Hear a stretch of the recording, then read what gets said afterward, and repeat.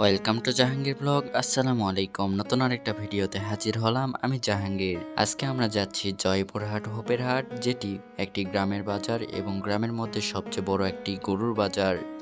আমরা চলে এলাম সেই কাঙ্ক্ষিত বাজারটিতে। এসে দেখি বাজারটির পাশ দিয়ে বয়ে গেছে একটি নদী এবং তার উপরে অবস্থান করতেছে বাইক রাখার স্থান, যেটি গ্যারেজ নামে পরিচিত।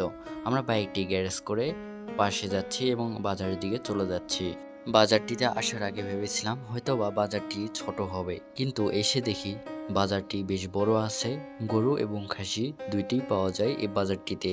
বাজারটির যেটা মূল আকর্ষণ সেটি হচ্ছে এটি শুক্রবার করে বাজারটি বসে।